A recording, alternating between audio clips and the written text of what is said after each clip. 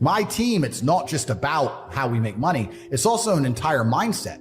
I don't want to be the only scared one in the group. If me and my 6 closest friends are walking down the street and a couple guys came up to us with machetes, I know they wouldn't be afraid. So now I'm not afraid. Now no one's afraid. Now you're fucked. It's like a gang, right? You have to have that mentality. So it's not just even about money. It's about your entire life you create. If you're a person, if you're a man and you're out here and you go, you know what? Who do I want to be? I want to be strong and rich and brave and respected. Then I need friends who are strong and rich and brave and respected. That's what you need to do. If you're going to say, oh, I want to be these things, but I hang around with this guy because we play FIFA together, then you can stay a fucking loser. And that is your decision. Stay a loser. I have no sympathy for losers. I want to make this another thing clear that ends up on TikTok and everyone cries their eyes out. I don't give a solitary fuck if you want to stay at the bottom of the societal totem pole. If I'm going to ignore how I feel day after day so I can perform, regardless of whether I'm sad, happy, pissed off, tired, if I'm going to get up and work anyway when I'm tired, how do you expect me to feel sorry for you because you didn't work when you were tired? If I don't care about my own emotions, I certainly don't give a solitary shit about yours. If you want to stay a loser, stay one. Good, it's fine. Stay a loser. I have no sympathy for you. I don't care. If you're the smartest person in your group, you need a new group. You cannot be the go-to person in the group. You run around with losers, you will end up a loser. So, just upgrade your friends. Join a new crowd. Join a new group. Align yourself with people that can encourage you, people that you can learn from, people that you can grow from. You want to align yourself with people who think like you, people who dream like you, people that are stretching and searching and seeking some higher ground in life. Always strive to get on top in life because it's the bottom that's overcrowded. See, it's easy to be on the bottom. It doesn't take any effort to be a loser. I recommended the last time I was here, the little book, Richest Man in Babylon. And guess how many have actually gone and got this little book? Answer, very few. Such an easy thing to do. Why wouldn't everybody go get it? We don't know. What do you know? You don't know. I don't know. Nobody knows. We don't know the mystery of that. And I'm telling you, 10 years from now, those numbers will still be the same. 10% will, 90% won't. I used to belong to the 90% who couldn't be bothered even if it was easy. Wisdom of the world available. Transform your life spiritually, socially, personally, economically, and every other way. How many people have a library card? Answer, 3%. 97% couldn't be bothered. And now readily and quickly blames the government and blames policy and blames the pay scale. Here's my advice to you today. Walk away from the 97%. Don't talk like they talk. Don't act like they act. Don't specialize in what they specialize in. Throw away the blame lists they cling to. Don't spend time like most people going through life complaining. Doesn't matter what happens to you. The only thing matters, what are you going to do about it? What are you going to do about it? How long are you going to sit there and say, you know what they did to me? How long? Who wants to hear that racket? You say, well, is it as simple as getting a library card and join the 3%? And the answer is, of course. This is so easy. It's so simple. It's not complex. Go for the book. Start the library. Start the process. Fall on the floor. Do some push-ups. Got to take action. Otherwise, the wisdom is wasted. Otherwise, the emotion soon passes. All disciplines affect each other. Everything affects everything else. Don't be naive in saying, well, this doesn't matter. I'm telling you, everything matters. Key to take home. Every letdown affects the rest of your performance. The least lack of discipline, and it starts to erode our psyche. Here's the problem with the least neglect. Neglect starts as an infection, and if you don't take care of it, it becomes a disease. You say, well, how can I get back my self-respect? All you have to do is start the smallest discipline, like I should, and I could, and I will. You'll never go back to the old way. So labor well, learn well, discipline yourself well. Let's not leave out any of the least of disciplines. This is all you got to do. And once you start down this road, I promise you, you'll join the 10% and the 3%. In the most independent country in the world, 95% are dependent, 5% are independent. Take charge of your own retirement. Take charge of your own life. Take charge of your own day. Take charge of your own conversation. And learn these skills, develop this kind of strategy, and I'm telling you, life will open up for you. Join the 3%. Walk away from the 95%. Find out what poor people read and don't read it. I'm telling you, don't talk like they talk. Don't blame what they blame. Don't use the excuses they use. It's called the language of the poor. Switch ideas, switch strategy. Start with the simplest of disciplines. And if you'll invest in this thing called discipline, you can have whatever you wish. It's called the beginning of a miracle. Your destiny is too big to get there on your own. But the reason some people never reach their highest potential is because they never get away from the wrong people.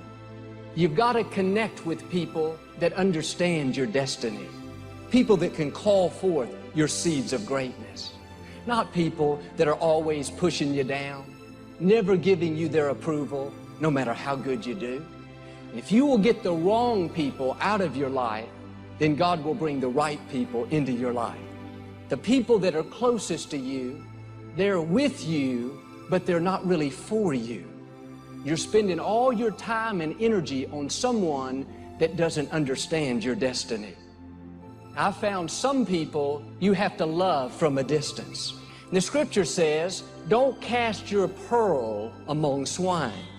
When you get around true friends, they won't be jealous of your gifts. They won't try to talk you out of your dreams. It'll be just the opposite.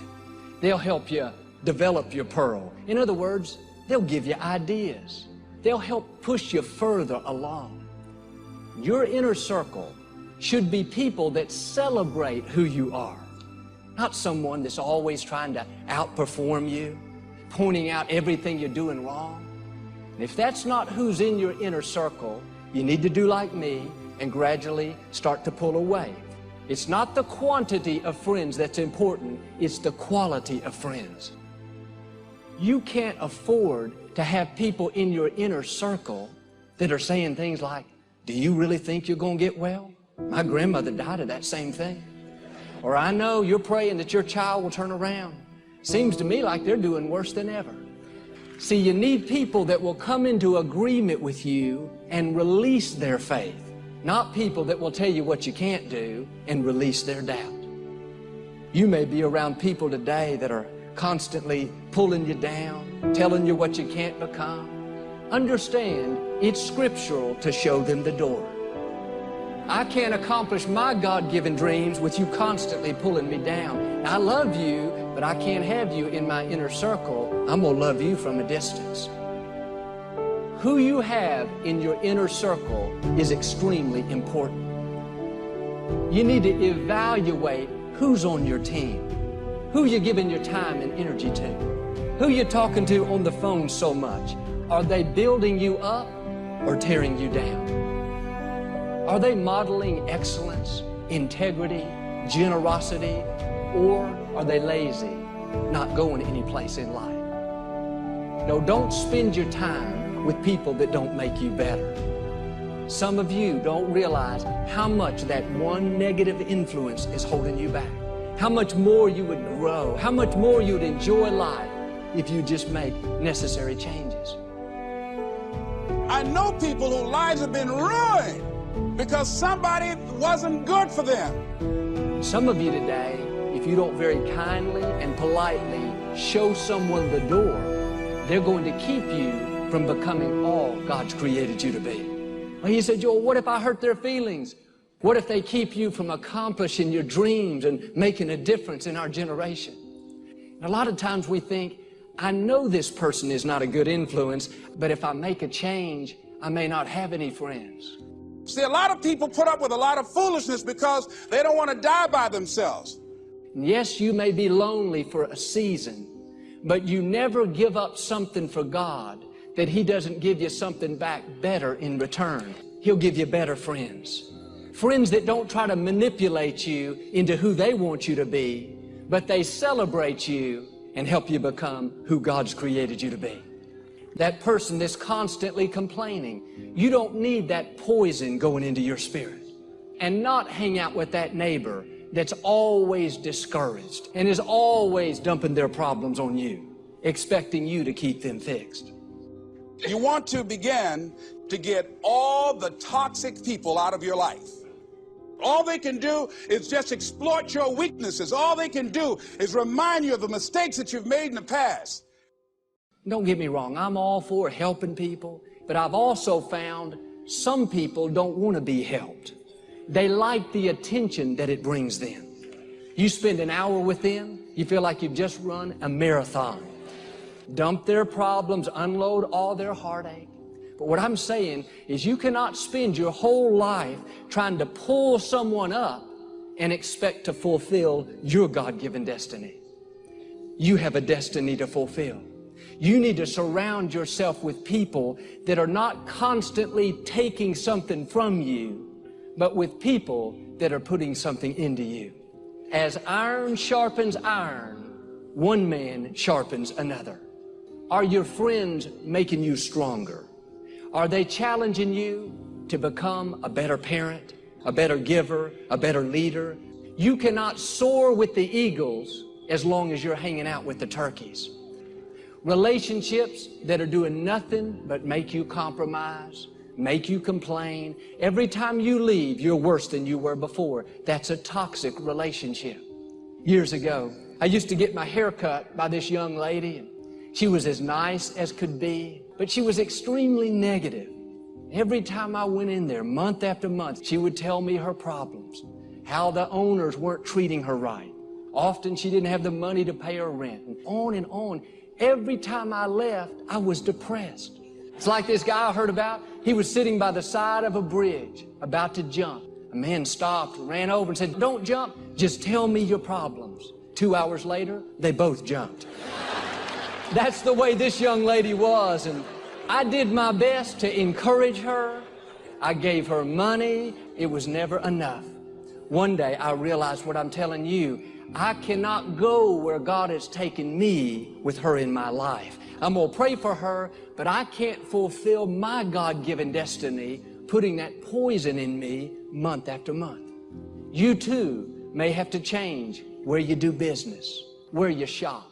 Your time is too valuable. Your destiny is too great to spend it with people that are constantly draining the life and energy out of you. Show them the door. Be kind, be polite, but you need to gradually start pulling away.